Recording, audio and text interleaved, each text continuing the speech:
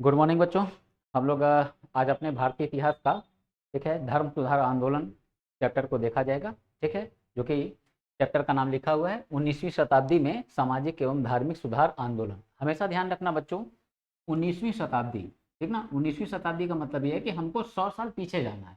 ठीक है, तो 19वीं मतलब हमको यहाँ ये नहीं समझना है कि ये 1900 चल रहा है, ठीक ना। इसका मतलब क्या है, ये 1800, ठीक है, 1800। ठीक है, तो ये 1800 का जो टाइम होगा, इस समय हमारे सामाजिक क्षेत्र में, धार्मिक क्षेत्र में, सांस्कृतिक क्षेत्र में क्या होंगे, कुछ सुधार होंगे।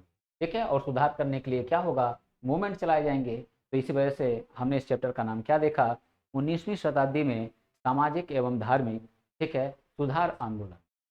तो देखते हैं हम लोग 19वीं शताब्दी में सामाजिक एवं धार्मिक सुधार आंदोलन क्या है। अब बच्चों, बहुत एक बेसिक बात है कि जैसे हम अगर बात करते हैं कि भारत में जो समाज सुधार का कार्य शुरू हुआ, ठीक है, वो सबसे पहले किसके द्वारा शुरू हुआ, तो लगभग ज्यादा बच्चे ये बात जानते हैं, राजा राममोहन राय। ठीक है, बात सही है, राजा राममोहन राय शुरू करते हैं। ठीक है, विरोध, हमारे वहाँ जो समाज में पाखंडवाद था, ब्राह्मणवाद था, ठीक है, अंधविश्वास था, कुरीतियां थी, उनके खिलाफ आंदोलन चलाएंगे कौन, राजा राममोहन राय।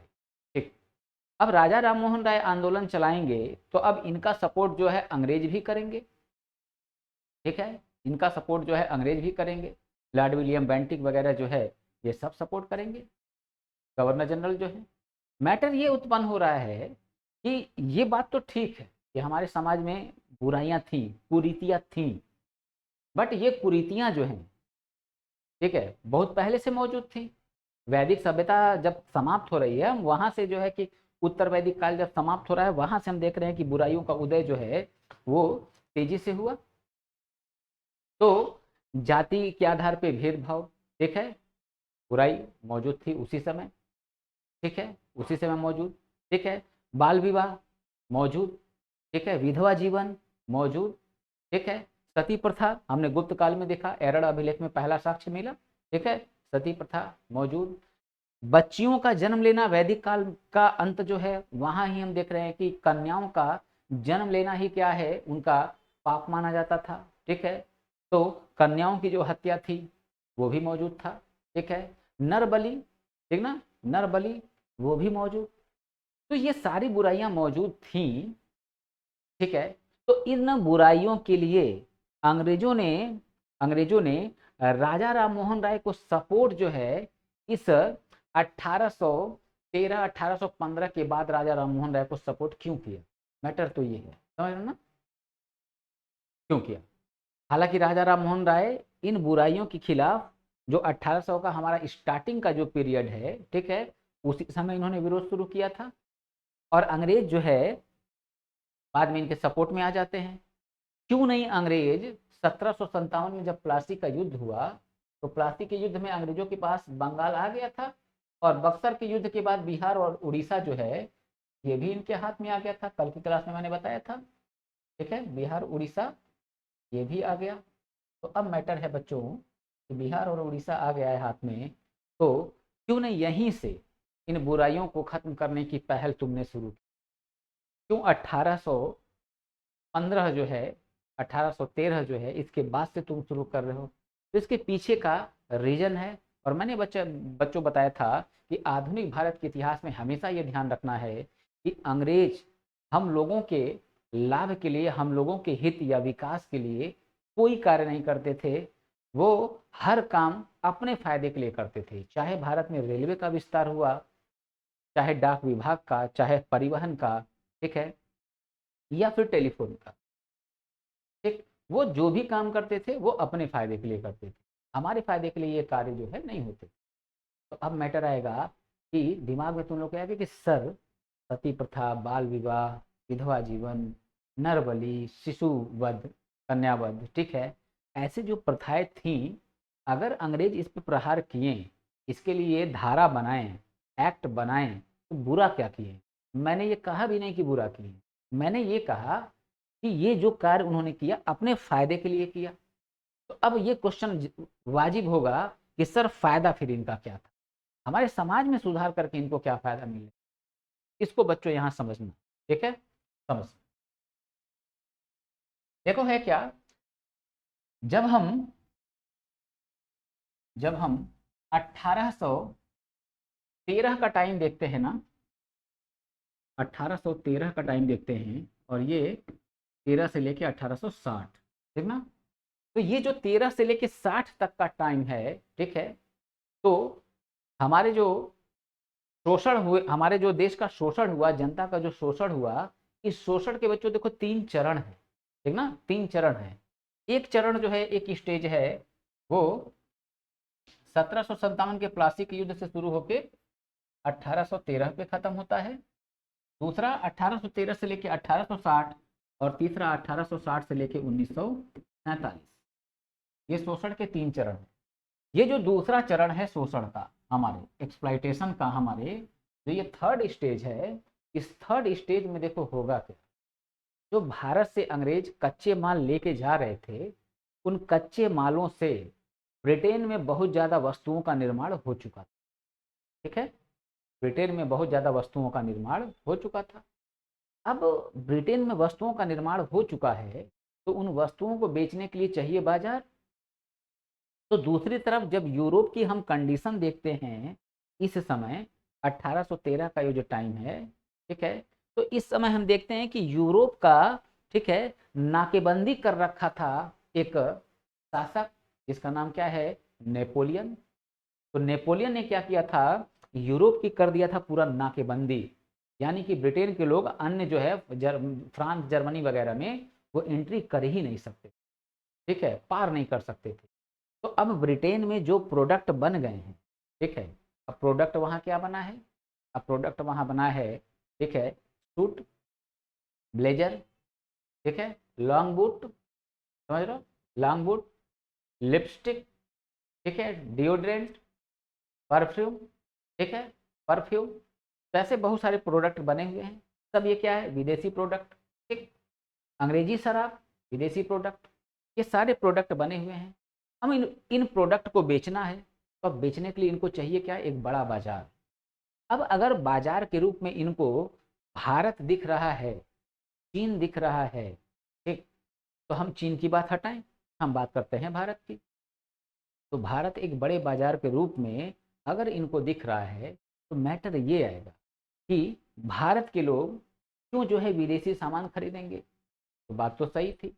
तो अब अगर इनको विदेशी सामान खरीदवाना है, तो इनकी मानसिकता को, इनके रहन सहन को, इनके कल्चर को विदेशी बनाना पड़ेगा।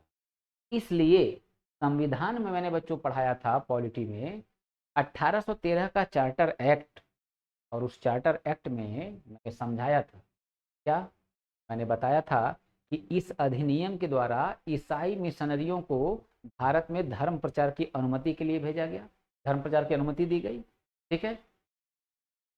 दूसरा मैंने क्या बात बताया था कि ईस्ट इंडिया कंपनी का व्यापारिक एकाधिकार, ट्रेड मोनोपोली, वो क्या है, उसको समाप्त कर दिया गया। यानी कि क्या, ईस्ट इंडिया कंपनी के लोग ही केवल जो है व्यापार कर सकते, अन्य कोई ब्रिटेन की कंपनी व्यापार नहीं कर सकती। मगर क्या हुआ, खत्म कर दिया गया। क्यों खत्म किए, खत्म करने के रीजन ये थे, पहला रीजन तो ये कि वहाँ की जो अन्य कंपनियां थी, उनका दबाव लगातार बना हुआ था कि हमें भी व्यापार करने की इजाज़त दी जाए, ठीक है, इजाज़त दी जाए।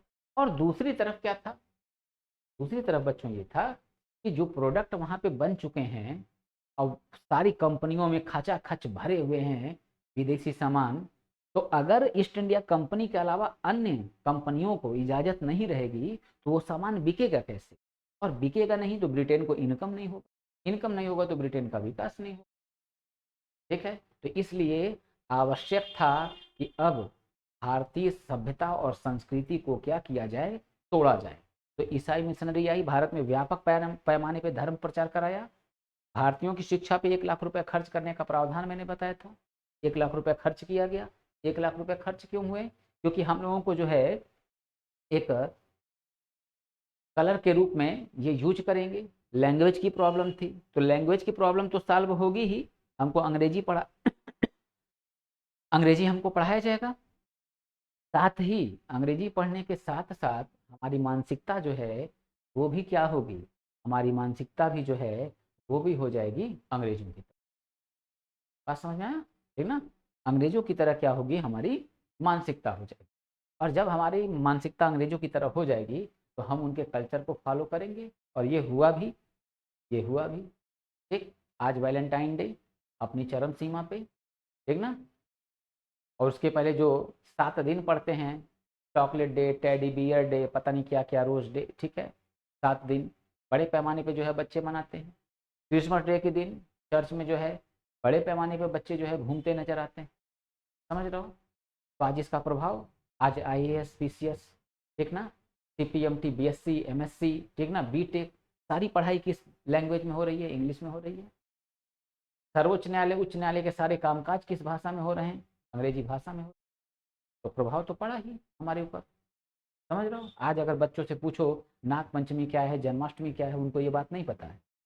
मगर वैलेंटाइन डे पता है, 7 दिन पता है, ठीक है, कि किस दिन क्या है। क्रिसमस डे में जो है सेंटा क्लाज बन के घूमना, वो पता है। तो ये अंग्रेजों ने जो खुराफात किया हमारी संस्कृति के साथ, तो उसी का आज देखो बच्चों परिणाम है, ठीक है, उसी का आज ये परिणाम है। तो अब हमारी संस्कृति को अगर ये तोड़ेंगे नहीं, तो हम इनकी विदेशी वस्तुओं को क्या है, स्वीकार नहीं करेंगे। तो इसलिए क्या था कि हमारी सभ्यता और संस्कृति में अंग्रेजों ने क्या किया, इंटरफेयर किया। और जब राजा राम मोहन राय ने कहा सती प्रथा गलत चीज है, इनकी भाभी जो है विधवा हो गई, और उसके बाद उनको सती प्रथा का जो है सामना करना पड़ा, तो इनका जो है मन एकदम द्रवित हो उठा, दुखी हो गए ये। तो उसी समय से जो है ये सती प्रथा के खिलाफ क्या है, आंदोलन शुरू करेंगे और ब्रह्म समाज की स्थापना कर देंगे, ठीक है। और भी जो सामाजिक बुराइयां थी, जाति पात, छुआछूत, उनके खिलाफ भी ये मूवमेंट चलाएंगे, ठीक है। तो अब ये जब शुरू किए तो अंग्रेजों ने कहा कि राजा राम मोहन राय जो कर रहे हैं वो बिल्कुल सही है, ठीक है, बिल्कुल सही है, और हम इसका समर्थन करते हैं। तो क्या किया, सती प्रथा को नियम 17 के तहत गैर कानूनी घोषित कर दिया। मैं क्या कह रहा हूं, काम सही है, मगर अब देखो उद्देश्य इनका हमारे समाज में सुधार करना नहीं था। उद्देश्य इनका ये था कि हमारी संस्कृति को तोड़ के विदेशी संस्कृति थोपना, जिसकी वजह से विदेशी सामान हम खरीद सके और इनका विदेशी सामान बिक सके। इस वजह से ऐसे काम किए गए, ठीक है। तो हम यहाँ देखें सामाजिक एवं धार्मिक सुधार आंदोलन में तो क्या क्या किया गया हमारे समाज सुधारकों के द्वारा, ये एग्जामिनर हमसे पूछ लेता है, ठीक है। हमसे एग्जामिनर क्या करता है, पूछ लेता है। अब जैसे पूछ लेगा भारत का, ठीक है, भारत का प्रथम आधुनिक पुरुष किसे कहते हैं, तो राजा राम मोहन राय को, ठीक है। इन्हें नव जागरण का अग्रदूत कहते हैं, तो राजा राम मोहन राय को। नव भारत का मसीहा किसको बोलेंगे, ठीक है, राजा राम मोहन राय को। नवीन विचारों का, ठीक है, जनक किसको बोलेंगे, राजा राम मोहन राय को, ठीक है। तो इस तरह के क्वेश्चन हमसे एग्जाम में पूछे जाएंगे, ठीक है, पूछे जाएंगे। अब राजा राम मोहन राय ने और क्या क्या काम किया, कौन कौन सी उन्होंने जो है पुस्तकों का संपादन किया, कौन कौन से जो है उन्होंने संस्थाओं की स्थापना की, ये सारी चीजें हमसे पूछी जाएंगी। अब राजा राम मोहन राय का जब पॉइंट कंप्लीट होगा तो फिर जो है कोई और आ जाएगा, ईश्वर चंद्र विद्यासागर आ जाएंगे, स्वामी दयानंद सरस्वती आ जाएंगे, स्वामी विवेकानंद आ जाएंगे, हेनरी विवियन डेरेजियो आ जाएंगे। तो ऐसे जो है लोग आएंगे, और आगे चल के जो है फिर आ जाएगा कौन, आगे चल के आ जाएंगे ज्योतिबा फूले, ठीक है, स्वामी पेरियार, भीमराव अंबेडकर, महात्मा गांधी, ठीक। तो अब इन सारी जगहों से एग्जामिनर हमसे क्या क्वेश्चन पूछ रहा है, हम इन बातों को बच्चों अब समझने का यहाँ प्रयास करें, ठीक है। तो सबसे पहले बात बच्चे करें, राजा राममोहन राय ऐसे प्रथम भारतीय थे, ऐसे प्रथम भारतीय थे जिन्होंने सबसे पहले भारतीय समाज में व्याप्त बुराइयों के विरोध में क्या किया, आंदोलन चलाया। और इनके इन्हीं नवीन विचारों के कारण इन्हें नव जागरण का अग्रदूत, ठीक ना, नव जागरण का अग्रदूत कहा गया और नए भारत का मसीहा कहा गया, ठीक है। इन्हें प्रथम आधुनिक पुरुष तथा भारतीय राष्ट्रवाद का जनक कहा गया। भारतीय राष्ट्रवाद का जनक कहा गया। ठीक, बात क्लियर। अच्छा, राजा राम मोहन राय जो हैं इनका जन्म कब हुआ था? 22 मई 1772। कहाँ? बंगाल के राधानगर। ठीक है, राधानगर। तो ये बात इतनी क्लियर। ठीक, अब दूसरी बात बच्चों, राजा राम मोहन राय जो है ये कई भाषाओं के जानकार थे, ठीक ना, ये कई भाषाओं के जानकार थे। तो अब एग्जामिनर क्या करेगा?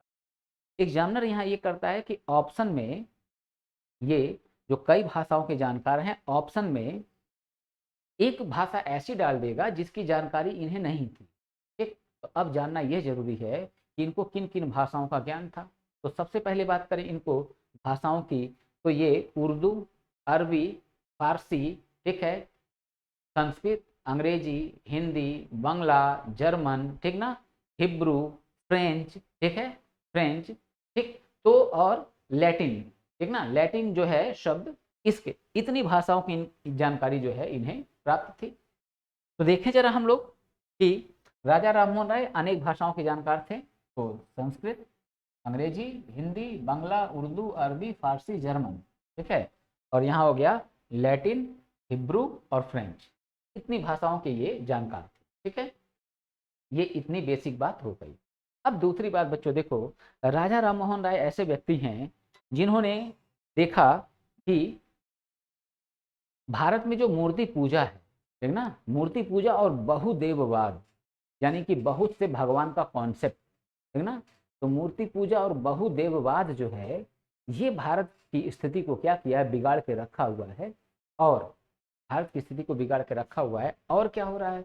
और ये देख रहे हैं कि विभिन्न विभिन्न प्रकार के कर्मकांड हमारे समाज में व्याप्त हैं, बुराइयां व्याप्त हैं।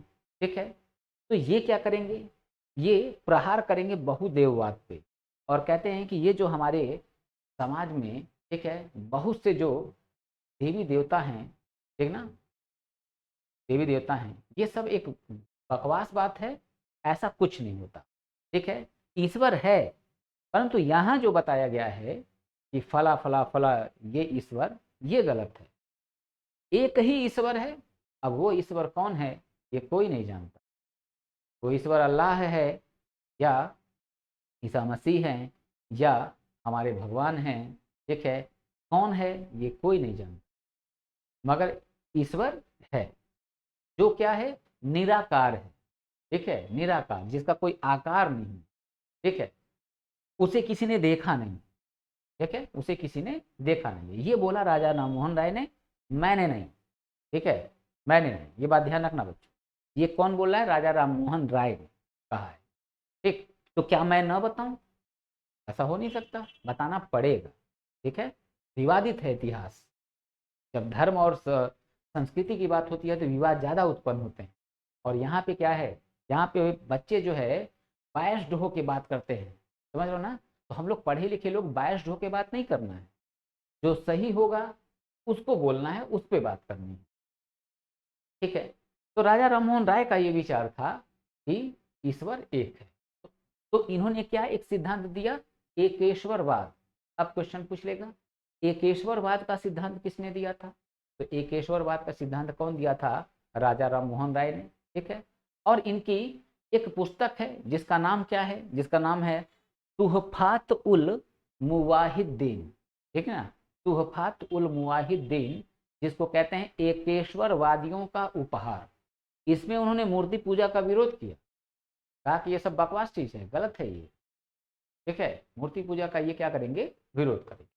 ठीक, तो अब देखिए जरा ये बात हम, तो राजा राममोहन राय ने अपनी पुस्तक तुहफात उल मुवाहिद्दीन, एकेश्वरवादियों का उपहार, ठीक है, में मूर्ति पूजा का क्या किया है? इन्होंने विरोध किया और कहा कि एक ईश्वर, ठीक है, सभी धर्मों का मूल आधार है। यानी कि एकेश्वरवाद, ठीक ना, एकेश्वरवाद मतलब एक ईश्वर का सिद्धांत, वही सभी धर्मों का मूल आधार है। ठीक है, ये बोला राजा राममोहन राय ने। इसके बाद ये क्या करेंगे? अपने एकेश्वरवादी सिद्धांत के प्रचार के लिए ये क्या करेंगे? एक संस्था बनाएंगे जिसका नाम क्या होगा? आत्मीय सभा। आत्मीय सभा, इसका ये क्या करेंगे? आत्मीय सभा का कर देंगे गठन। ठीक है, कट। यहाँ तक की बात क्लियर। अब देखो राजा राम मोहन राय, जैसे मैंने बोला था कि डच वगैरह इनका आगमन भारत में हो चुका है, ठीक ना, डच वगैरह जो हैं इनका भारत में आगमन हो चुका है, ठीक। तो अब देखो राजा राम मोहन राय जो है ये डच घड़ी साज, घड़ी बनाने वाला व्यक्ति था ये, जिसका नाम क्या है, डेविड हेयर, ठीक ना, का नाम क्या है, डेविड हेयर। डेविड हेयर के सहयोग से 1817 ईस्वी में कलकत्ता में हिंदू कॉलेज की ये क्या करेंगे, हिंदू कॉलेज की ये स्थापना करेंगे, ठीक ना, हिंदू कॉलेज की स्थापना करेंगे। यहां तक की बात बच्चों जरा स्क्रीनशॉट ले लो।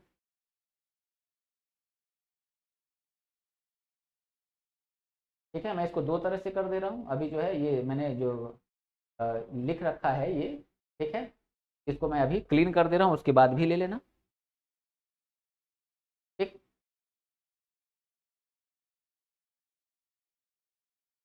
अब ले सकते हो फिर, ठीक। चलो आगे बढ़ते हैं।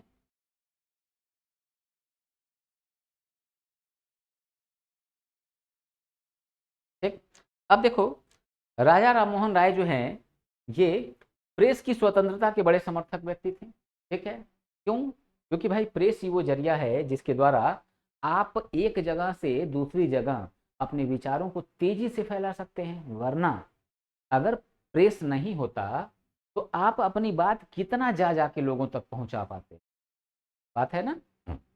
और विशेष रूप से अगर उस समय मीडिया रही होती, टीवी जैसी चीज रही होती, तब तो इनके विचार और तेजी से फैले होते, मगर उस समय तो ये था नहीं, ठीक है।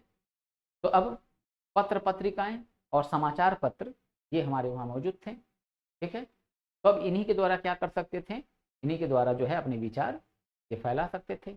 इसीलिए राजा राममोहन राय को भारतीय पत्रकारिता का क्या बोला जाता है, अग्रदूत कहा जाता है, तथा इनको राष्ट्रीय प्रेस का संस्थापक भी माना जाता है, ठीक है, माना जाता है, ठीक। अब क्या होगा, राजा राममोहन राय ये स्थापित करेंगे, ठीक है, ब्रह्म सभा, ठीक है, ब्रह्म सभा। यही ब्रह्म सभा क्या होगा, 1828 में क्या हो जाएगा, ब्रह्म समाज हो जाएगा, ठीक है, ब्रह्म समाज हो जाएगा। तो अब क्वेश्चन पूछ लेगा ब्रह्म समाज के संस्थापक कौन, राजा राममोहन राय। कब स्थापित हुआ था, तो 20 अगस्त 1828 को। तो यहाँ ये बात हम लोग देख रहे हैं, ये पॉइंट यहाँ पे बच्चों क्लियर है, भारतीय पत्रकारिता का अग्रदूत तथा राष्ट्रीय प्रेस का संस्थापक, संस्थापक 1828 को राजा राममोहन राय ने ब्रह्म समाज की, ब्रह्म समाज की क्या किया, स्थापना किया। शुरू में इसका नाम क्या था, ब्रह्म सभा, ठीक है, ब्रह्म सभा। अब देखो दो लोगों का कथन, सुभाष चंद्र बोस ने राजा राममोहन राय को युगदूत तथा सुरेंद्रनाथ बनर्जी ने संवैधानिक आंदोलन का इनको क्या बोला है, जनक बोला है, ठीक है, जनक बोला है।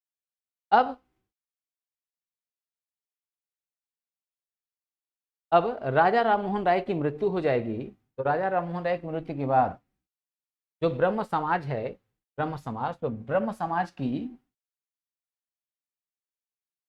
की बागडोर, यानी हम कह दें ब्रह्म समाज का कमान या नेतृत्व, लीडरशिप, ठीक है। तो ब्रह्म समाज का लीडरशिप किसके हाथ में चला जाएगा, ठीक है, तो वो व्यक्ति कौन होंगे, देवेंद्रनाथ टैगोर, देवेंद्रनाथ टैगोर, ठीक। मैटर आएगा कि राजा राममोहन राय इनकी मृत्यु सर कैसी हुई, ठीक है, इनकी मृत्यु कैसी हुई। तो देखो बच्चों राजा राममोहन राय की मृत्यु कैसी होगी, अकबर एक ग्रेट था वो एक अलग मैटर, दूसरा अकबर द्वितीय नाम का एक व्यक्ति है, मुगल सम्राट वो भी है। तो अकबर द्वितीय अंग्रेजों का पेंशन भोक्ता था, पेंशन भोक्ता मतलब ये कि पेंशन अंग्रेज देते थे और वो अपना जीवन यापन करता था। तो मुगल सम्राट अकबर द्वितीय को, बादशाह अकबर द्वितीय को अपना पेंशन बढ़वाना था, तो पेंशन बढ़वाने के लिए ये क्या किया, राजा राममोहन राय को भेजा कहाँ, लंदन, ठीक है। तो लंदन जब ये गए पेंशन वृद्धि की बात करने के लिए वहाँ के राजा से, तो वहीं लंदन में इनकी एक स्थान है ब्रिस्टल, तो ब्रिस्टल नामक स्थान पे इनकी हो जाती है मृत्यु, और वहीं ब्रिस्टल में ही क्या किया जाता है, राजा राममोहन राय को दफना दिया जाता है, ठीक है। तो अब क्वेश्चन पूछेगा कौन से ऐसे समाज सुधारक हैं जिनकी समाधि ब्रिस्टल में मौजूद है? ठीक है, तो आंसर क्या है? राजा राममोहन राय। ठीक है, अब राजा राममोहन राय को राजा की उपाधि किसने दिया था? अकबर द्वितीय ने। ये बात मैं यहाँ पे लिख देता हूँ। ठीक है,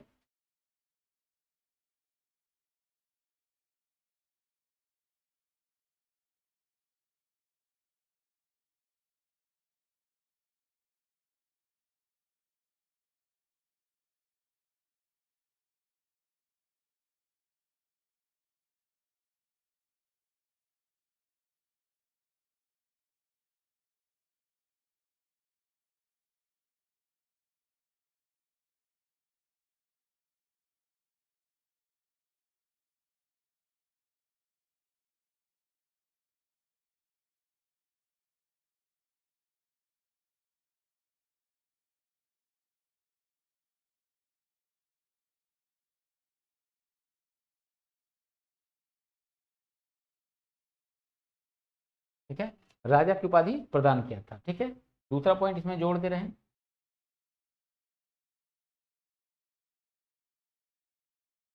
इनकी समाधि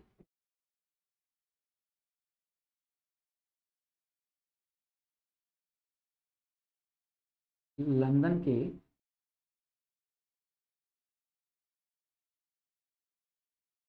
ब्रिस्टल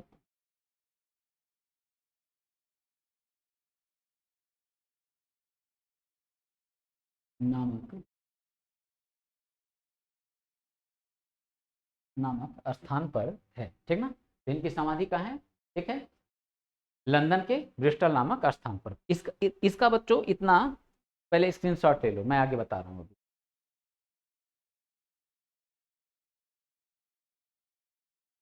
ठीक है, चलो अब देखो आगे। आगे चलकर 1878 ईस्वी में केशव चंद्र सेन के ब्रह्म समाज में फूट पड़ गई। अब देखो ब्रह्म समाज जो है, अब ये दो भाग में बंट जाएगा। ठीक ना, दो भाग में बंट जाएगा। ठीक, ब्रह्म समाज दो भाग में बंट जाएगा। ठीक है, तो ये कैसे बटेगा इसको हम यहाँ से देखेंगे। ठीक है, 1865 में ब्रह्म समाज में विभाजन हो गया। विभाजन के बाद आदि ब्रह्म समाज का नेतृत्व देवेंद्रनाथ टैगोर ने किया। ठीक ना, देवेंद्रनाथ टैगोर ने किया। तथा भारतवर्षीय ब्रह्म समाज का नेतृत्व किसने किया?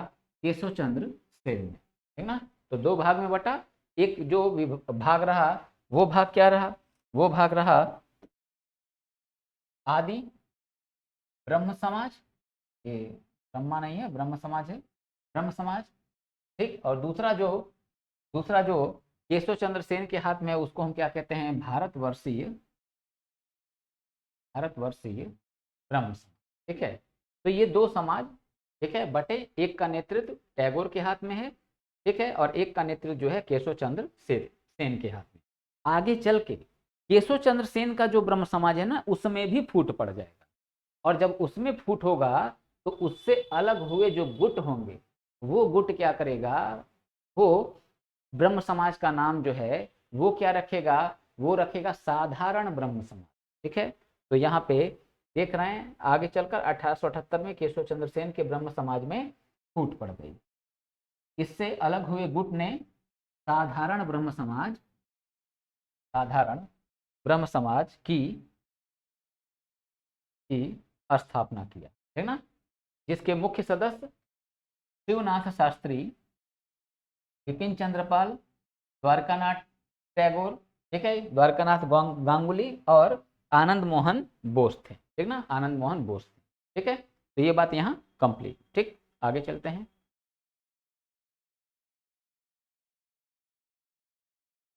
ठीक, नेक्स्ट समाज क्या है? नेक्स्ट समाज है बच्चों प्रार्थना समाज। ठीक है, प्रार्थना समाज। अब देखो प्रार्थना समाज जो है, अब जो आचार्य केशव चंद्र सेन हैं, ठीक ना, आचार्य केशव चंद्र सेन, इन्होंने महाराष्ट्र में एक बार अपनी यात्रा निकाली थी। यात्रा बड़ा भव्य था और लोगों को जो है यात्रा में ये जागरूक करते चले थे और इनके जो सदस्य हैं लोगों को समझाते चल रहे थे। समझे, समझाते चल रहे थे। तो जब ये महाराष्ट्र में यात्रा निकली थी, ठीक है, तो उसको महादेव गोविंद रानाडे और आत्माराम पांडुरंग, ठीक ना, उसको देखें, ठीक है, उसमें भाग लिया। तो उससे प्रभावित होकर इन लोग के दिमाग में आया कि ऐसा ही कुछ हम लोग को भी करना चाहिए, ऐसा ही कुछ सोसाइटी हम लोग के पास भी होना चाहिए। तो इन लोगों ने क्या किया? एक समाज की एक सोसाइटी की स्थापना किया जिसका नाम क्या रहा, प्रार्थना समाज। ठीक है, प्रार्थना समाज। तो यहाँ देखें हम, आचार्य केशव चंद्र सेन है, ये सेनु लिखा है, आचार्य केशव चंद्र सेन की महाराष्ट्र यात्रा से प्रभावित होकर महादेव गोविंद रानाडे और डॉक्टर आत्माराम पांडुरंग, ठीक ना,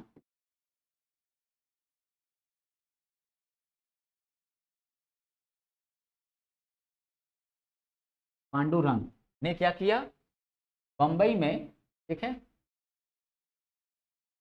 चलो इसको ऐसे लिख देते हैं, बंबई, ठीक ना, बंबई में प्रार्थना समाज की स्थापना किया। ठीक ना, प्रार्थना समाज की क्या किया, स्थापना की। ठीक, अब महादेव गोविंद रानाडे को पश्चिमी भारत में सांस्कृतिक पुनर्जागरण का अग्रदूत, यहां बच्चों फंसना मत। ठीक है, अगर पूछा भारत में, भारत में पुनर्जागरण का अग्रदूत किसे कहा जाता है, तब तो भारत में कौन हो गया, राजा राममोहन राय।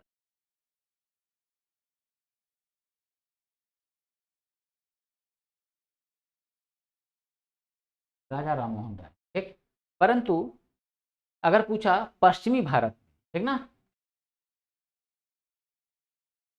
वेस्टर्न इंडिया जो है, पश्चिमी भारत का जो क्षेत्र है, इधर अगर बात करेंगे तो यहाँ पे किसे जो है पुनर्जागरण का अग्रदूत कहते हैं, तो यहाँ पे आंसर क्या हो जा रहा है बच्चों, महादेव गोविंद रानाडे। ठीक, और इन्हें इन्हें महाराष्ट्र का सुकरात, सॉक्रेटिस, इन्हें महाराष्ट्र का क्या कहा जाता है, सुकरात भी कहा जाता है। ठीक है, सुकरात भी कहा जाता है। ठीक, ये क्या करेंगे, प्रार्थना समाज में जो विधवा जीवन है उस पर बड़ा ज्यादा ये प्रहार करते हैं। ठीक ना, विधवा जीवन, तो विधवा जीवन जो है उस पर प्रहार करेंगे।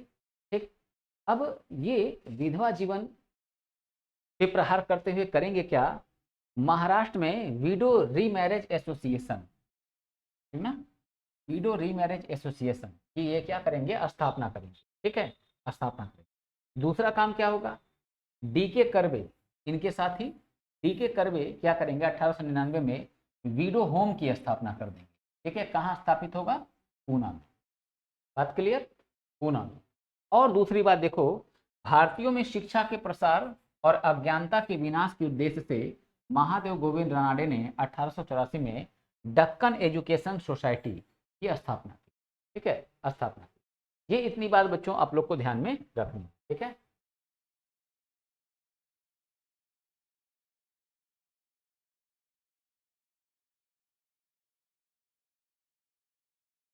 ठीक है, अब चलो आगे देखते हैं, वेद समाज, इसका निकाल लो स्क्रीनशॉट। ठीक है, अब सादे रूप में स्क्रीनशॉट ले लो, लेना है तो। चलो आगे बढ़ते हैं, वेद समाज। इसमें वेद समाज में बच्चों बहुत कुछ विशेष नहीं है। ठीक ना, वेद समाज। ठीक, तो केशव चंद्र सेन की महाराष्ट्र यात्रा से एक व्यक्ति और प्रभावित होंगे, ये बड़े युवा व्यक्ति थे जिनका नाम था श्री धरलू नायडू। ठीक है, और ये क्या करेंगे, मद्रास में, ठीक ना, मद्रास में स्थापित कर देंगे वेद समाज। ठीक ना, वेद समाज। ठीक, और कब करेंगे, 1884 में। ठीक ना, 84 नहीं 64 होगा, ये 1864 में क्या करेंगे, स्थापित कर देंगे वेद समाज की। ठीक ना, श्री धरलू नायडू। दो ही 3 पॉइंट है मगर बच्चों बहुत इंपॉर्टेंट है। ठीक ना, बहुत इंपॉर्टेंट है। ठीक, तो पूछेगा वेद समाज के संस्थापक श्री धरलू नायडू कहाँ किए, मद्रास में। ठीक, दूसरी बात, वेद समाज को ही दक्षिण के दक्षिण का दक्षिण का ब्रह्म समाज, ठीक है, ब्रह्म समाज। तो दक्षिण का ब्रह्म समाज किसे कहते हैं, तो दक्षिण का ब्रह्म समाज कहते हैं वेद समाज को। ठीक है, वेद समाज, ये ध्यान में रखना है। ठीक बच्चों, तो इसका स्क्रीनशॉट अभी ले लेना। ठीक, आगे बढ़ते हैं। अब अगला समाज जो है आर्य समाज। आर्य समाज, स्वामी दयानंद सरस्वती। तो स्वामी दयानंद सरस्वती क्या करेंगे, आर्य समाज की करेंगे स्थापना। ठीक है, ये क्या करेंगे, आर्य समाज की करते हैं स्थापना। अब कुछ विशेष बात इनके जीवन का, बेसिक बात, दयानंद सरस्वती के बचपन का नाम मूल शंकर, याद रखना है। जन्म कहाँ हुआ है, गुजरात के मोरबी नामक स्थान पे। ठीक ना, मोरबी नामक स्थान पे। 1875 में स्वामी दयानंद सरस्वती ने बंबई में मणिक चंद्र की वाटिका में आर्य समाज की स्थापना की। ठीक ना, वेरी वेरी इंपॉर्टेंट। कहाँ स्थापित किया है? बम्बई में, और बम्बई में कहाँ? मणिक चंद्र की वाटिका में। ठीक है, आर्य समाज की स्थापना। ठीक है, अब आर्य समाज की स्थापना का मुख्य उद्देश्य वैदिक धर्म को पुनः शुद्ध रूप में स्थापित करना। ठीक ना बच्चों, यहाँ देखो, वैदिक धर्म को पुनः शुद्ध रूप में क्या करना? स्थापित करना, और पाश्चात्य सभ्यता के, ठीक है, प्रसार को रोकना। ठीक है, प्रसार को रोकना। तो ये स्वामी दयानंद सरस्वती का उद्देश्य है। अब देखो बच्चों, मैंने एक बात बोली, हमारा जो वैदिक समाज है, ठीक ना, अतरंगी खेड़ा से लोहे का साक्ष्य प्राप्त हुआ, संपत्ति का जन्म हुआ, ठीक है, और संपत्ति की वजह से सामाजिक बुराइयों का उदय हुआ, विभिन्न प्रकार के कर्मकांडों का आयोजन हुआ, ये बात हम लोग जान रहे हैं। ठीक, ये बात हम लोग जान रहे हैं। ठीक, अब देखो क्या है कि हमारा जो वैदिक धर्म है उसमें मैंने बताया उत्तर वैदिक काल का जो अंतिम टाइम होगा वहां से बुराइयों का उदय शुरू होता है, समझ लो ना, उदय शुरू होगा, और उपनिषदों का वहीं से उदय भी होगा, उपनिषदों का भी उदय होगा, जहाँ पे तर्क होता है क्या सही है क्या गलत। उपनिषदों की वजह से ही 62 धार्मिक संप्रदाय अस्तित्व में आते हैं, जिसमें जैन धर्म, बौद्ध धर्म मैंने बता दिया। ठीक है, तो अब देखो, अगर हमारे वैदिक धर्म में कुछ बुराइयां थी तो उन बुराइयों को दूर करके वैदिक धर्म को पुनः जो है शुद्ध रूप में क्या किया जाए? स्थापित किया जाए। क्योंकि हमारा जो वैदिक धर्म है ये बेसिकली विज्ञान पर आधारित है बच्चों, विज्ञान पर आधारित है। आप कोई भी चीजें उठा के देखो, ठीक ना, कर्मकांडी चीजों की बात मैं नहीं कर रहा हूँ, ठीक ना, कर्मकांडी चीजों की बात नहीं कर रहा हूँ, ठीक ना। बात क्या कर रहे हैं? पीपल के वृक्ष की पूजा, तुलसी माता के पौधे की पूजा, गंगा को ये सूर्य को, ठीक है, अर्घ देना, ठीक है, जल चढ़ाना, सबके पीछे बच्चों साइंस है, ठीक ना, सबके पीछे क्या है? साइंस है। और एक बात याद रखना, हम मैंने तुम लोग को पढ़ा रखा है, ऋग वैदिक काल, उत्तर वैदिक काल, उत्तर वैदिक काल का जो लास्ट टाइम होगा वहां से उदय होगा बुराइयों का। ठीक है, वरना हमारे समाज में सती प्रथा, बाल विवाह, विधवा जीवन, पर्दा प्रथा था ही नहीं, ये तो आगे चल के आएगा। तो वैदिक धर्म में हमारी बुराई नहीं थी, ठीक है, वैदिक धर्म में बुराई नहीं थी, ये स्वामी दयानंद सरस्वती ऐसा बोल रहे हैं, ठीक ना, और ये सही भी है, वैदिक धर्म में बुराई जो है नहीं थी। ठीक, बुराई जो है आगे चल के आएगा, आगे चल के आएगा। तो यही कहते हैं कि आज जिस तरह से ईसाइयत का प्रसार हो रहा है, और हम अपनी संस्कृति का पतन खुद कर रहे हैं, ये पतन नहीं होना चाहिए, है ना, ये पतन नहीं होना चाहिए। तो इसलिए क्या होगा, वैदिक धर्म को ये पुनः क्या करेंगे? स्थापित करने की बात करेंगे। तो अब देखो, इनका एक काम जो कि काफी विवादित भी रहेगा,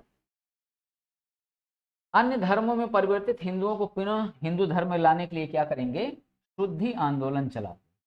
अब जब ये शुद्धि आंदोलन चलाएंगे तो इससे बच्चों एक समस्या आएगी, भारत में सांप्रदायिकता का उदय जो है यहाँ से होना शुरू हो, समझ रहे हो ना।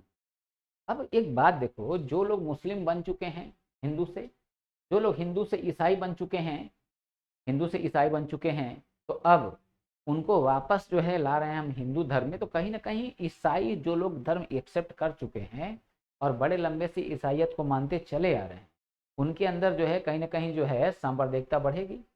जो मुसलमान हिंदू हिंदू जो है मुसलमान बन चुके थे, अब उनके अंदर भी नफरत की भावना बढ़ेगी। तो इससे कहीं ना कहीं सांप्रदायिकता का भारत में उदय भी होगा। तो स्वामी दयानंद सरस्वती का ये जो कार्यक्रम है, सांप्रदायिकता की शुरुआत के लिए, ठीक है, उत्तरदायी भी माना जाता है। ठीक, तो ये इतना स्क्रीनशॉट लो बच्चों।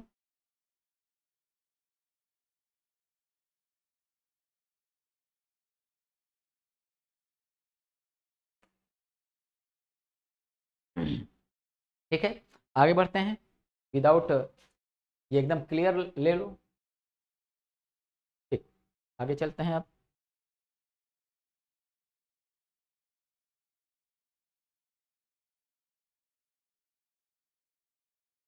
ठीक है, अब देखो, मूल शंकर इनका नाम है, तो दांडी के स्वामी है जिनका नाम है पूर्णानंद, है ना, पूर्णानंद। इन्होंने क्या किया, मूल शंकर का नाम बदल के क्या रखा? स्वामी दयानंद सरस्वती। ठीक, बेहद आसान क्वेश्चन, बेहद पॉपुलर क्वेश्चन।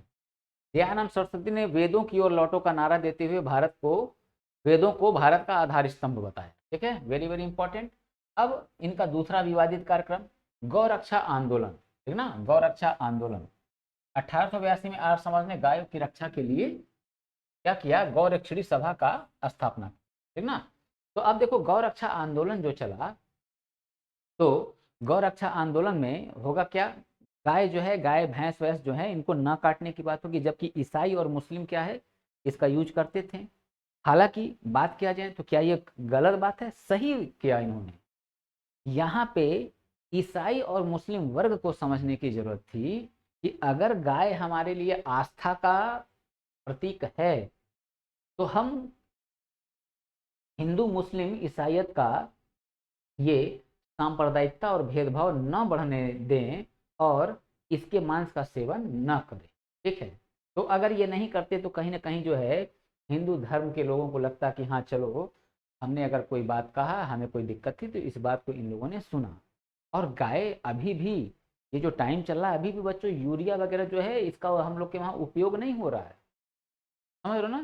सब जैविक खाद का प्रयोग हो रहा है और उससे प्रोडक्शन अच्छा था नहीं, इसलिए तो हमारे वहाँ हरित क्रांति लाना पड़ा, ठीक ना, एम एस स्वामीनाथन के द्वारा हरित क्रांति इसीलिए तो आया, तब जाके जो है कि हम खाद्यान्न में आत्मनिर्भर हो पाए, वरना जो है हमको आयात करना पड़ता था, ठीक है, आयात करना पड़ता था। और आज की डेट में, ठीक है, खाद्यान्न में और ज़्यादा अपने आप को प्रमोट करने के लिए जीएम फसलों का प्रयोग शुरू होने जा रहा है, ठीक ना, जीएम फसलों का, जेनेटिकली मॉडिफाइड बीज, इनका प्रयोग, ठीक।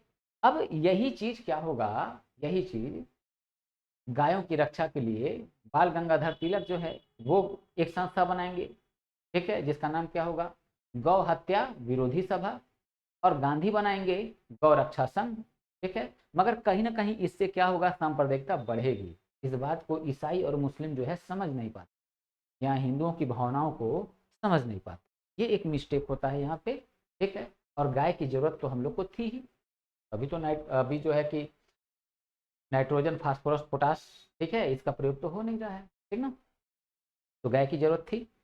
दूसरी बात करें, एनी बेसेंट ने बताया था कि स्वामी दयानंद सरस्वती ऐसे पहले भारतीय हैं, ठीक ना, ऐसे पहले व्यक्ति हैं जिन्होंने क्या कहा कि भारत जो है ये भारतवासियों के लिए। अब क्वेश्चन को समझना है, यहाँ पे क्वेश्चन, यहाँ पे क्या समझना है, किसने कहा कि भारत भारतवासियों के लिए है, तो स्वामी स्वामी दयानंद सरस्वती ने कहा।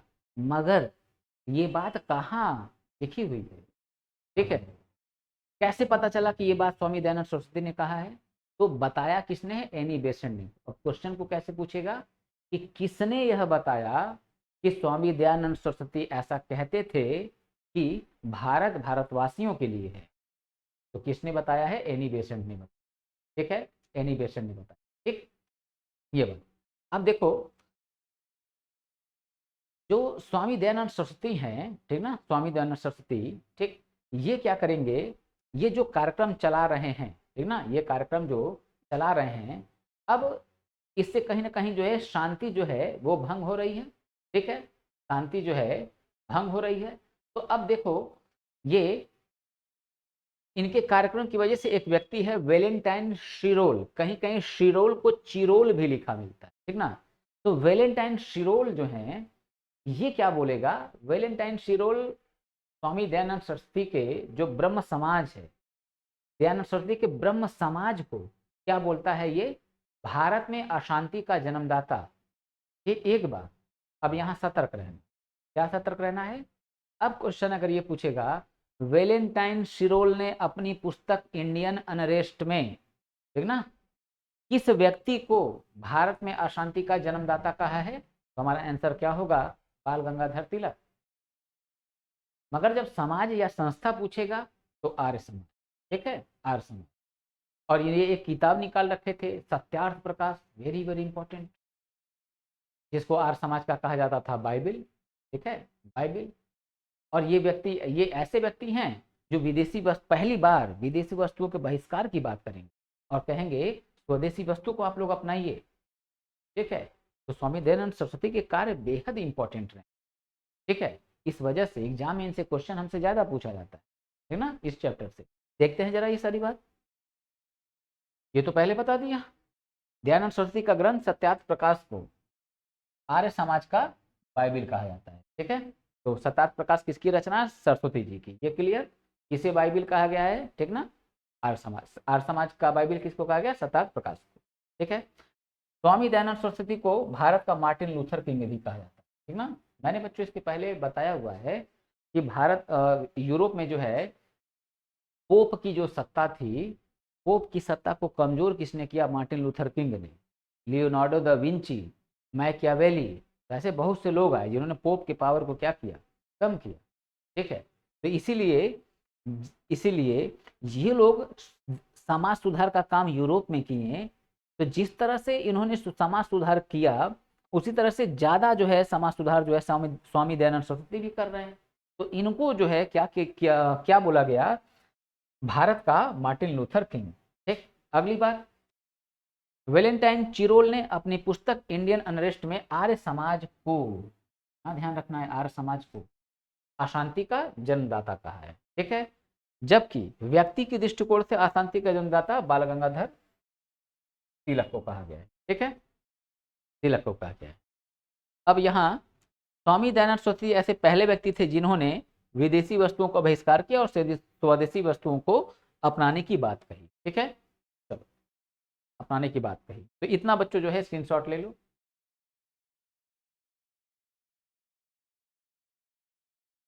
ठीक, चलो आते हैं अब।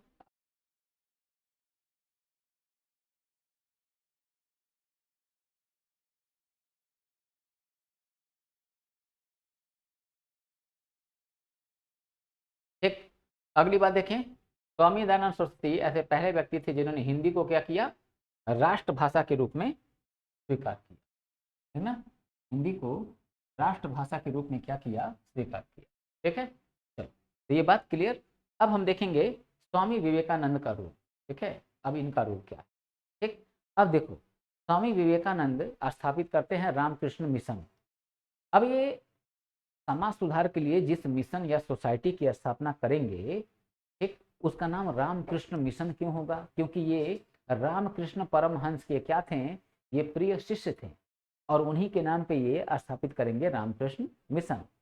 अब थोड़ा सा हम बात कर ले, स्वामी विवेकानंद के ये क्या है? गुरु हैं, ठीक है। कौन? रामकृष्ण परमहंस। तो अब क्वेश्चन ये है कि रामकृष्ण परमहंस जो हैं, ठीक है, इनके बचपन का नाम क्या है? तो इनके बचपन का नाम है बच्चों गदाधर चट्टोपाध्याय, ठीक है, चट्टोपाध्याय। ये जो कलकत्ता में तारकेश्वर काली मंदिर, ठीक ना, यहाँ थोड़ा सा ऐसे, तारकेश्वर काली मंदिर जो है, ये क्या थे? उसके पुजारी थे, ठीक है। और इनकी पत्नी जो है उनका नाम क्या था? शारदा मणि था, शारदा मणि, ठीक है। तो ये बात हमको बच्चों ध्यान में रखना है, ठीक। अब देखो स्वामी विवेकानंद जो है, अब इनका नाम क्या है? तो स्वामी विवेकानंद का नाम क्या है? वास्तविक नाम, ठीक है, नरेंद्र दत्त, ठीक ना, नरेंद्र दत्त। अब ये नरेंद्र दत्त जो है कैसे बन गए स्वामी विवेकानंद? तो देखो देखो, एक व्यक्ति है महाराज खेतड़ी, ठीक ना, महाराज खेतड़ी। तो महाराज खेतड़ी क्या करेंगे? ये स्वामी विवेकानंद का नाम बदल देंगे। कैसे बदल देंगे? यानी नरेंद्र दत्त का नाम स्वामी विवेकानंद रख देंगे। कैसे रख देंगे? देखो होगा क्या, अमेरिका में जो शिकागो शहर है, उस शिकागो शहर में होता है विश्व धर्म सम्मेलन। उस विश्व धर्म सम्मेलन में जाते हैं कौन? भारत की तरफ से स्वामी विवेकानंद। तो जब स्वामी विवेकानंद को जाना था, ठीक है, तो इनका नाम नरेंद्र दत्त था। तो यही महाराज खेतड़ी जो हैं, शिकागो में जो विश्व धर्म सम्मेलन होना था, उसमें नाम जो है किसका देंगे? इन्हीं का देंगे, ठीक ना, नरेंद्र दत्त का, ठीक। तो नरेंद्र दत्त का ये नाम देते हैं और कहते हैं कि इनका नाम जो है नरेंद्र दत्त नहीं होगा, और क्या होगा? विवेकानंद, ठीक है। तो विवेकानंद जो है इनका नाम दिया गया और इनको भेजा गया, ठीक है, शिकागो। और यहाँ ये शिकागो गए, और शिकागो में हिंदू हमारा जो धर्म है, ठीक ना, हिंदू जो हमारा धर्म है, उस धर्म पे इन्होंने व्यापक बहस किया। और जब ये बोल रहे थे, ठीक ना, तो काफी शानदार बोल रहे थे और हिंदू धर्म की विशेषताओं को ये बता रहे थे। और इन्होंने कहा कि बुराइयां या कमियां हर धर्म में है, बुराइयां या कमियां जो है हर धर्म में है, कोई ऐसा धर्म नहीं है जहाँ पे कमियां नहीं है, ठीक। मगर हमारा जो धर्म है कहीं ना कहीं वो विज्ञान पर आधारित। तो इस तरह से क्या है, हमारी धर्म संस्कृति का इन्होंने क्या किया? वहाँ पे उत्थान किया, ठीक है। और इस इन ये जब बोल रहे थे, जब ये बोल रहे थे, तो वहाँ पे एक व्यक्ति हैं जिनका नाम है रोमियो रोला, ठीक ना। ये वहाँ पे शिकागो में रोमियो रोला, तो रोमियो रोला जो हैं ये भी जो है काफ़ी विद्वान व्यक्ति थे। तो रोमियो रोला ने क्या किया, इनके स्पीच को देख के, ठीक है, इनके स्पीच को देख के, इनके स्पीच को देख के क्या बोला, ज्वाला की दहर, ठीक ना, ज्वाला की दहर, ठीक। और प्लस प्लस जैसे हम लोग कहते हैं नेपोलियन पराजित नहीं हुआ था कभी अपने जीवन काल में, कभी भी पराजय नहीं देखा था नेपोलियन, मगर ऐसा नहीं है, वाटरलू के युद्ध में नेपोलियन पराजित हुआ है। पराजय का सामना तो कभी नहीं किया है हमारे समुद्रगुप्त, समझ लो, ठीक ना। तो इनको हिंदू नेपोलियन कह के संबोधित करेंगे कौन, एनी बेसेंट, ठीक ना, एनी बेसेंट। तो ये सब बात थोड़ा सा हम लोग जरा देखते हैं।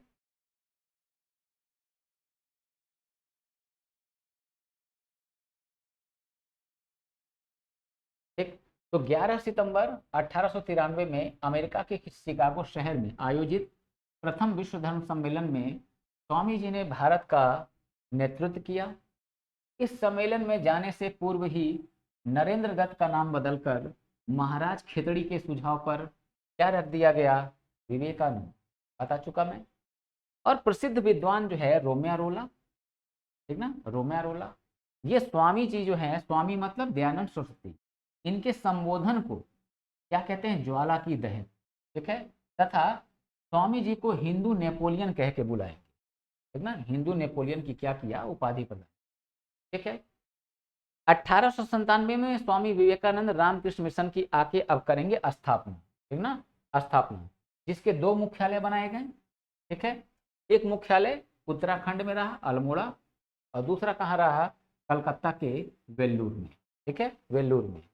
स्वामी जी को हिंदू नव जागरण का क्या है, संस्थापक कहा जाता है। इतनी बात बच्चों ध्यान में रखनी है, इतना पॉइंट जरा स्क्रीनशॉट ले लो।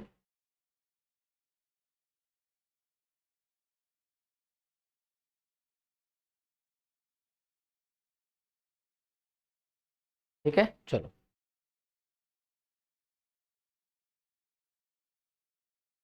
अब देखते हैं थियोसोफिकल सोसाइटी, ठीक है, थियोसोफिकल सोसाइटी। तो अब बच्चों देखो, न्यूयॉर्क में, न्यूयॉर्क में दो व्यक्ति थे, एक लोग का नाम था कर्नल ऑलकॉट, ठीक ना, ऑलकॉट, और एक लेडीज थी जिनका नाम था मैडम ब्लावत्सकी, ठीक ना, ब्लावत्सकी। ये क्या करती है, न्यूयॉर्क में एक संस्था की स्थापना करेंगी जिसका नाम क्या होगा, थियोसोफिकल सोसाइटी, ठीक ना, थियोसोफिकल सोसाइटी। और फिर ये जो थियोसोफिकल सोसाइटी है ये भारत में भी स्थापित होगा, ठीक ना, भारत में स्थापित होगा। तो कर्नल आलकॉट और मैडम ब्लावत्सकी जो हैं यही लोग स्थापित करेंगे, परंतु इसको, इसकी स्थापना का श्रेय किसे जाता है भारत में, एनी बेसेंट को। तो एनी बेसेंट के प्रयास से 1882 में क्या होगा, मद्रास के अडयार नामक स्थान पे थियोसोफिकल सोसाइटी की स्थापना होगी, ठीक, स्थापना होगी, ठीक। तो किससे प्रयास, किसके प्रयास से हुआ, एनी बेसेंट के प्रयास से, ठीक है, एनी बेसेंट के प्रयास से। तो अब बच्चों देखो, एनी बेसेंट के प्रयास से स्थापित होगा। अब एनी बेसेंट क्या करेंगी आगे, एनी बेसेंट जो है ये 1898 में बनारस में सेंट्रल हिंदू कॉलेज की स्थापना करेंगी। तो वहीं पे मदन मोहन मालवीय जो हैं ये क्या कर देंगे, ये इस सेंट्रल हिंदू कॉलेज का नाम बदल के क्या कर देंगे, बनारस हिंदू विश्वविद्यालय रख देंगे, ठीक है, जिसको हम क्या बोलते हैं आज की डेट में, BHU, ठीक ना, बनारस हिंदू विश्वविद्यालय, ठीक है। तो अगर हम इसको देखें तो यहाँ ये सारी बात लिखी हैं। तो यही क्वेश्चन बस याद रखना है, थियोसोफिकल सोसाइटी की स्थापना किसने किया था, ठीक है, कर्नल ऑलकॉट मैडम ब्लावत्सकी ने। कहाँ किया था, न्यूयॉर्क में किया था, ठीक ना, न्यूयॉर्क में, ये ध्यान रखना है, ठीक। दूसरी बात, भारत में किसके प्रयास से थियोसोफिकल सोसाइटी की स्थापना हुई, एनी बेसेंट के प्रयास से ही, परंतु स्थापित किसने किया, इन्हीं दोनों लोग ने, ठीक है, ये बात क्लियर रखना है। 1893 ईस्वी में एनी बेसेंट ने ब्रदर्स ऑफ सोसाइटी की स्थापना की, ठीक है। तो ये संस्था है ब्रदर्स ऑफ सोसाइटी, याद रख लेना है, ठीक। ये बात मैंने बता दिया। बनारस में सेंट्रल हिंदू कॉलेज की स्थापना किया, और 1916 में मदन मोहन मालवीय जी क्या करेंगे, इसको PHU कर देंगे, ठीक है, PHU कर, क्लियर बात। चलो आगे बढ़ते हैं।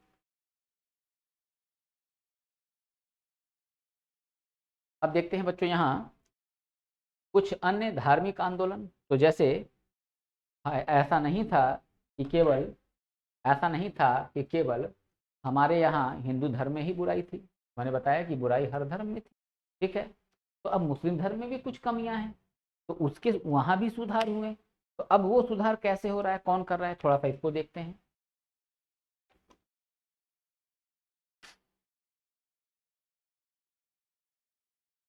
ठीक है, तो क्या लिखा है, अलीगढ़ आंदोलन।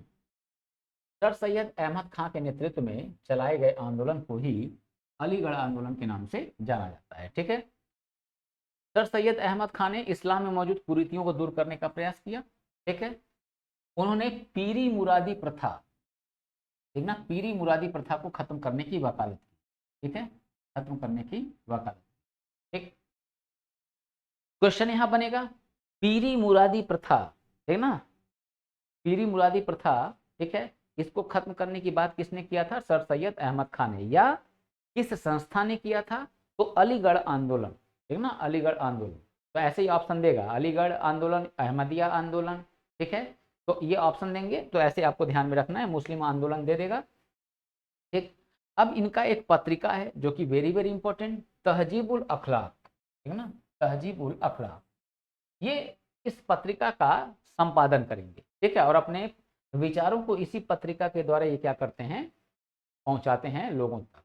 और ये अंग्रेजों की पाश्चात्य शिक्षा के बहुत बड़े समर्थक बन चुके थे, ठीक ना, बहुत बड़े समर्थक बन चुके थे कि अंग्रेजों की जो पाश्चात्य शिक्षा है, ठीक ना, अंग्रेजी शिक्षा जो है, और जो इनका सर्विस वगैरह जो है, उसको क्या करना चाहिए, मुसलमानों को ज्वाइन करना चाहिए। ये बात बोला किसने, सर सैयद अहमद खान ने, ठीक है, अहमद खान।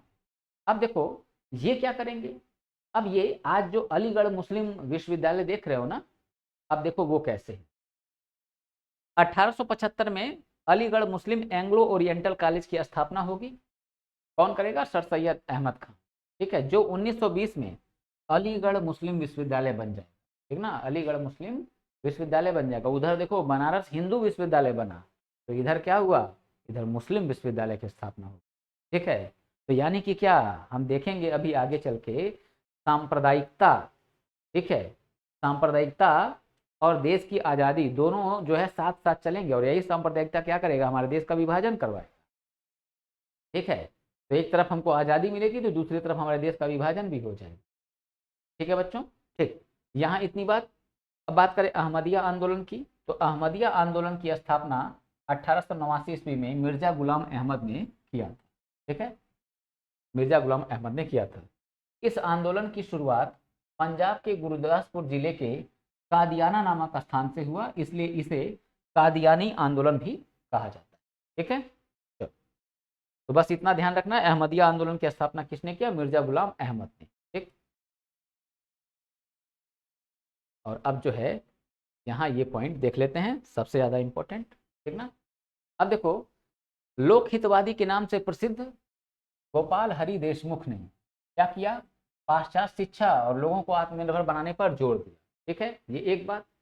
दूसरी तरफ महात्मा गांधी 1932 में क्या करेंगे, अखिल भारतीय अस्पृश्यता निवारण सेवक संघ की स्थापना करेंगे, ठीक ना। जब ये राउंड टेबल कॉन्फ्रेंस से, सेकंड राउंड टेबल कॉन्फ्रेंस से जब लौटेंगे, ठीक है, और इनका जो है सविनय अवज्ञा आंदोलन जब स्थगित होगा, तो फिर क्या होगा, ये हरिजन उद्धार में लग जाएंगे और स्थापित कर देंगे भारतीय अस्पृश्यता निवारण सेवक संघ, ठीक है, ठीक, जो 1933 में क्या बन जाएगा, हरिजन सेवक संघ। तो क्वेश्चन पूछता है हरिजन सेवक संघ की स्थापना किसने की थी, तो महात्मा गांधी ने। और तो और हरिजनों को, ठीक है, हरिजनों को अब ये क्या करेंगे, इनके विकास के लिए ये क्या करेंगे, ये एक हरिजन नामक पत्रिका का भी संपादन करेंगे, ठीक ना। तो क्वेश्चन पूछेगा गांधी जी ने कौन सी पत्रिका का संपादन किया हरिजनों के उत्थान के लिए, तो हरिजन नामक पत्रिका, ठीक है। और गांधी ही दलितों को पहली बार हरिजन कहेंगे, ठीक ना, हरिजन, ठीक। तो हरि मतलब ये कि हरि यानी विष्णु के जन्मे लोग। मगर जब भी कोई अच्छा शब्द भी किसी एक समाज के लिए, एक वर्ग के लिए, एक समुदाय के लिए, ठीक है, जब जाति सूचक शब्द बन जाता है, तो वो गलत शब्द की श्रेणी में आ जाता है। यही हुआ SC ST के साथ। तो लोग हरिजन मतलब तो हरि का जन है, विष्णु भगवान के जन में लोग, इस तरह से जो है गांधी ने बोला। मगर लोग जो है जाति सूचक शब्द इसको बना लिया, हरिजन हरिजन हरिजन ऐसे लगे बोलने। तो क्या हुआ, अब इस पे धारा बन चुका, किसी भी SC ST व्यक्ति को हरिजन कह के संबोधित हम नहीं कर सकते। यानी कि क्या होगा, जाति सूचक टिप्पणी हम उनके ऊपर कर रहे हैं, ऐसा।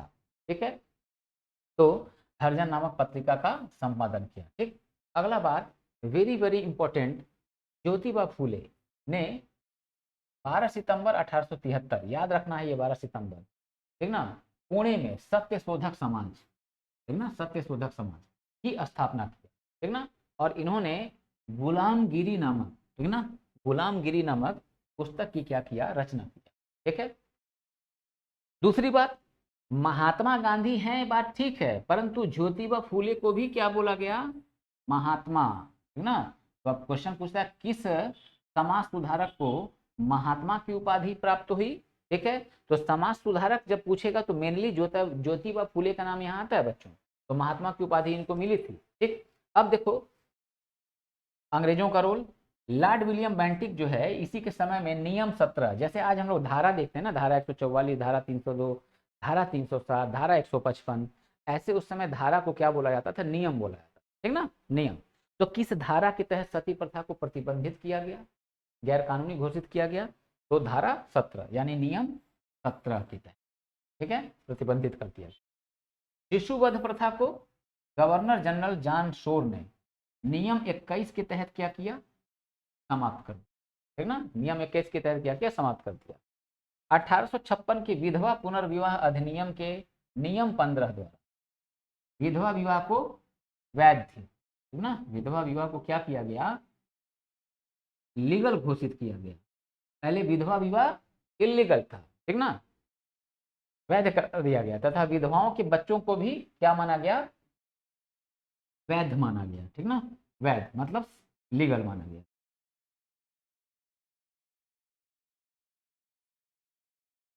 चलो यहाँ लिखने का जगह नहीं है,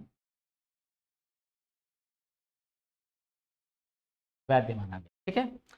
1872 में नेटिव मैरिज एक्ट के द्वारा अंतरजातीय विवाह को क्या किया गया, मान्यता प्रदान कर, ठीक है। और ये एक एक्ट बच्चों वेरी वेरी इंपॉर्टेंट, हर विलास शारदा के प्रयास से बाल निषेध कानून बना, ठीक ना, ठीक है। बाल विवाह निषेध, यहाँ पे बाल विवाह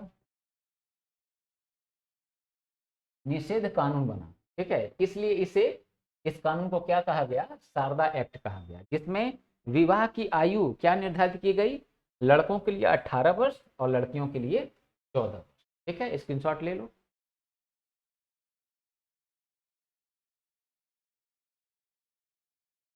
ठीक है बच्चों, तो हम लोगों का ये समाज सुधार का चैप्टर कंप्लीट होता है और अब हम लोग प्रवेश करेंगे नए चैप्टर में। ठीक है बच्चों, तो ये कंप्लीट चैप्टर हम लोग अब भारत का जो नेशनल मूवमेंट है, ठीक ना, राष्ट्रीय आंदोलन, ठीक है, उसको हम लोग देखेंगे और 3 चरण में उसको बांट के हम लोग पढ़ा जाए, ठीक है। और उसी में भारतीय राष्ट्रीय कांग्रेस की स्थापना वगैरह, ठीक है, उसके पहले जो कुछ संस्थाएं स्थापित हुई, Indian association, land holder society, ठीक है, ईस्ट इंडिया एसोसिएशन, ये सारी बातों को हम लोग, ठीक है, नेक्स्ट वीडियो में देखेंगे। ठीक है, चलो तो आज की क्लास को यहीं पे रोकते हैं।